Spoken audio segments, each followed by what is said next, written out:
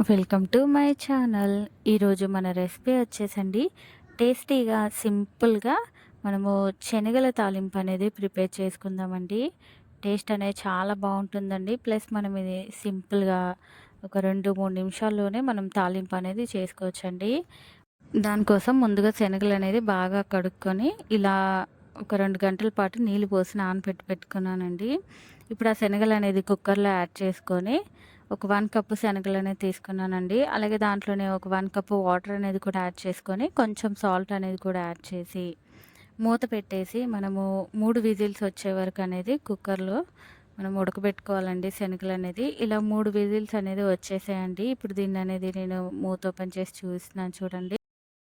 మనకి శనగలనేది ఈ విధంగా ఉడికితే సరిపోతుందండి. ఇప్పుడు కుక్కర్ అనేది పక్కకు తీసేసుకొని, ఇప్పుడు అదే స్టవ్ పైన కడాయి అనేది పెట్టేసుకొని, దాంట్లోనే ఒక 2 టేబుల్ స్పూన్ల ఆయిల్ అనేది యాడ్ చేసుకున్నానండి. ఆయిల్ అనేది కొంచెం వేడెక్కాక, ఇప్పుడు దీంట్లోనే కొంచెం పోపు దినుసులు అనేది యాడ్ చేసుకొని, అవి కొంచెం వేగాక, దీంట్లోనే మధ్యలో కట్ చేసుకున్న పచ్చిమిర్చి ముక్కలనేది ఒక 4, 5 తీసుకున్నానండి. అవి కూడా కొంచెం వేగాక, ఇప్పుడు దీంట్లోనే సన్నగా తరుక్కున్న ఆనియన్స్ అనేది ఒక పావు కప్ అనేది తీసుకున్నానండి.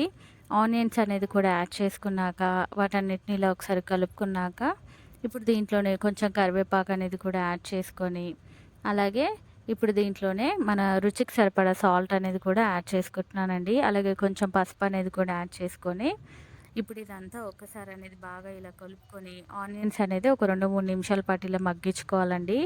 ఆనియన్స్ అనేది మగ్గాక దీంట్లోనే ఒక హాఫ్ టేబుల్ స్పూన్ అల్లం వెల్లుల్లి పేస్ట్ అనేది కూడా యాడ్ చేసుకొని, అల్లం వెల్లుల్లి పేస్ట్ అనేది కూడా ఒక నిమిషం పాటు అనేది వేయించుకున్నాక, దీంట్లోనే మనం ఇందాక ఉడికించుకున్న శనగలు అనేది కూడా యాడ్ చేసుకొని, ఇవనేది కలిసేలాగా ఇలా ఒకసారి అనేది బాగా మిక్స్ చేసుకోవాలండి. ఇలా మిక్స్ చేసుకున్నాక ఒక 2 నిమిషాల పాటు అనేది మగ్గించుకుంటే మన శనగలు అనేది రెడీ అయిపోతాయండి. ఇప్పుడైతే 2 నిమిషాలైతే అయిపోయాయండి. స్టవ్ అయితే ఆఫ్ చేసి తీసుకుందామండి. మన శనగల తాలింపు అనేది మనకి రెడీ అయిపోయిందండి.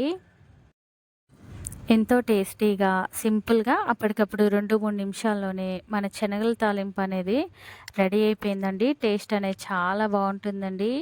పిల్లలు కానీ, పెద్దలు కానీ చాలా ఇష్టంగా తింటారండి. అంత బావుంటుందండి శనగల తాలింపు అనేది.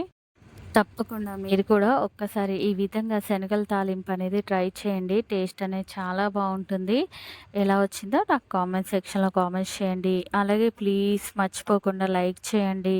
నా మరిన్ని వీడియోస్ కోసం ప్లీజ్ మన ఛానల్‌ని సబ్స్క్రైబ్ చేయండి, షేర్ చేయండి. Thank you for watching the video.